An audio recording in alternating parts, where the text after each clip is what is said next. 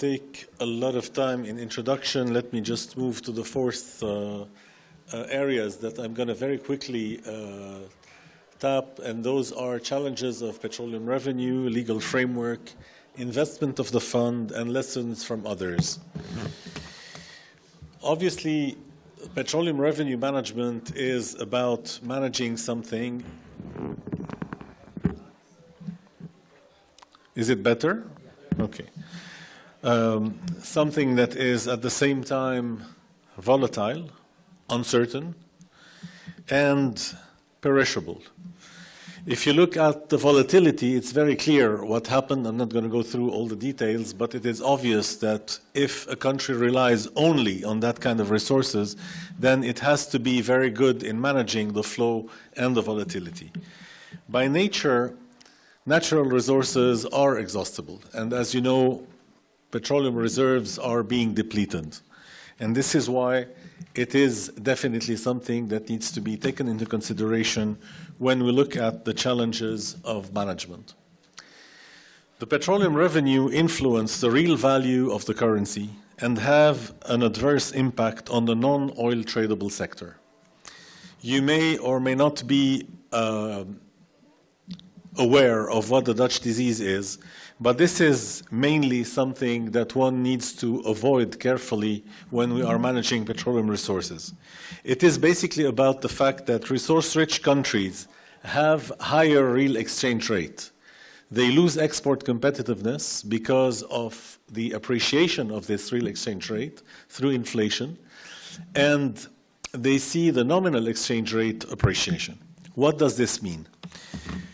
If we look at the course of action, we have at the beginning oil starting to flow. And this generates an inflow of foreign currency. Those foreign currencies, they go either to people and capital move from other sectors to the oil sector.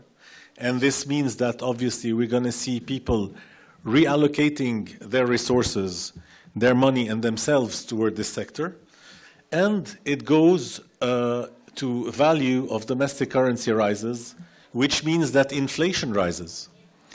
Those two important issues will lead to export industries becoming less competitive and ultimately decline. This is the worst case scenario. This is the Dutch disease process. Now,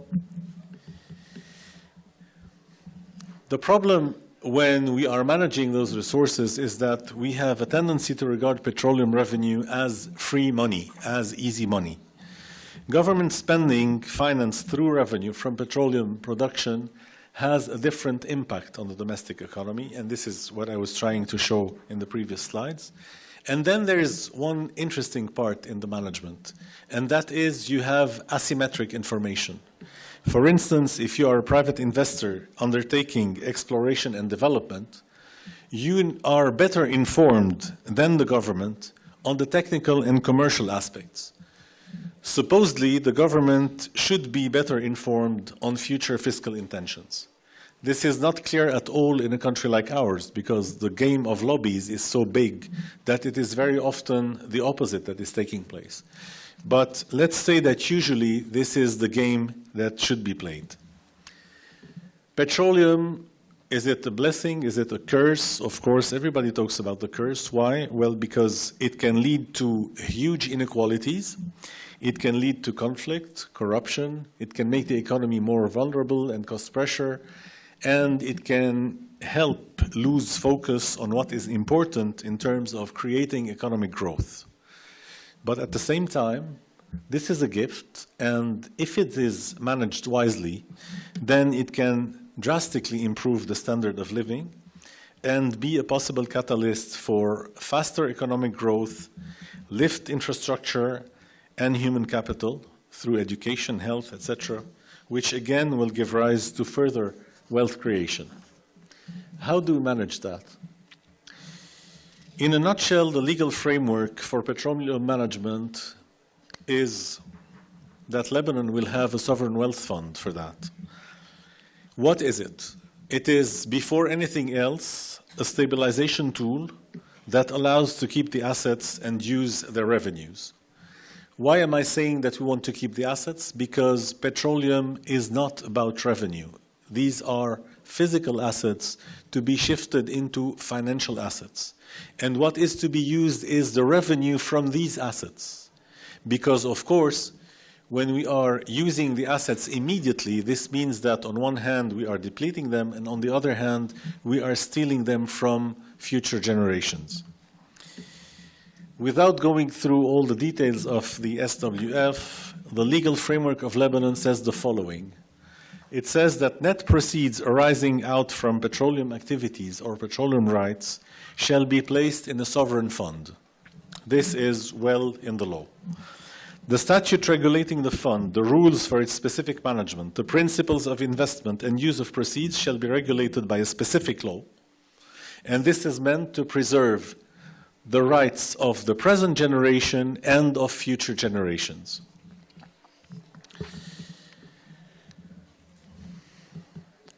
Why savings? For two purposes. The first is stabilization. We don't throw money when we don't need to, and we don't stop spending when we need to. This is typically a stabilization tool. And the second is intergenerational savings. In our particular case, by building up such a huge public debt, we have already taken away from future generations a lot of income.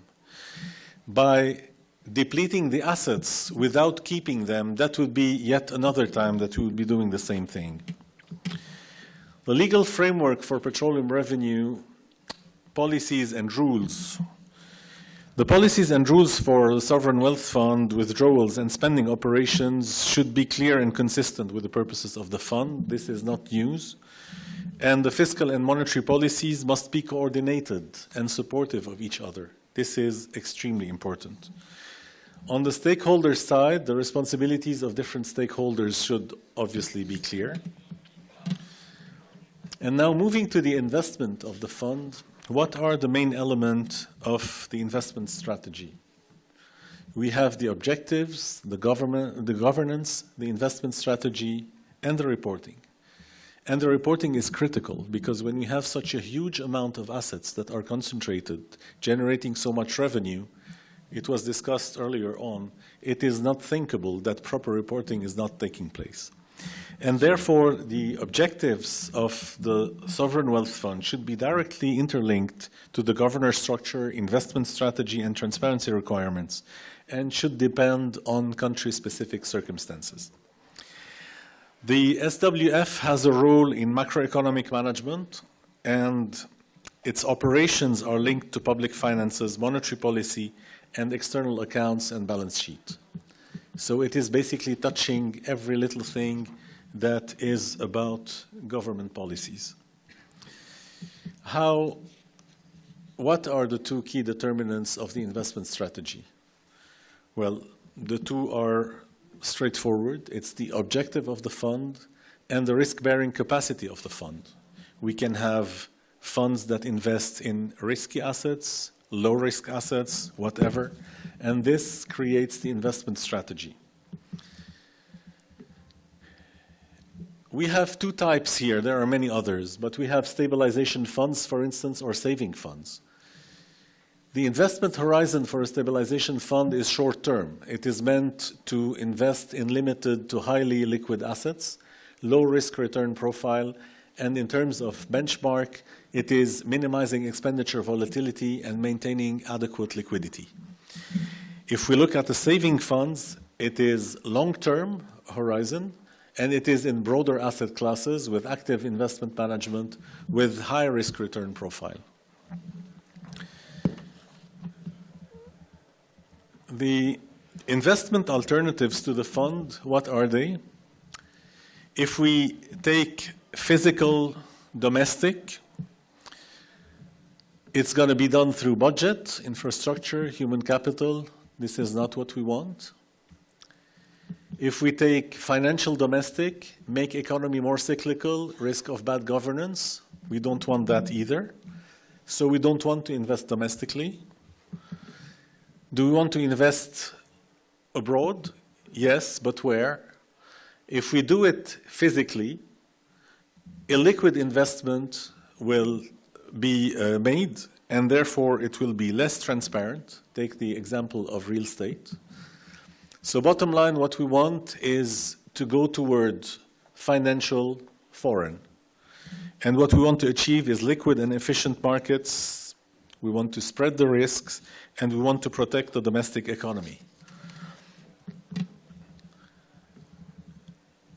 The external assets, by augmenting the country's net external assets in a way consistent with economic structure, the sovereign wealth fund would help maintain external stability. And it will also, in this way, mitigate macroeconomic and social risks by accumulating foreign assets together with changes in hydrocarbon exports, which would help mitigate macroeconomic and social risks associated with the appreciation of the real exchange rate. This is how we can get out of the debt issue. This is how we can properly manage, although indirectly, the debt issue of Lebanon, and definitely not by having in mind to redeem the debt with the use of petroleum. Last point, lessons from others. Very briefly, we have lots of lessons to learn from abroad. The first is to have a clear line of responsibility and accountability. I'm not going to talk about specific countries. You know examples. When this line of responsibility is lost, it can create a lot of problems within the political spectrum, but also in the economy.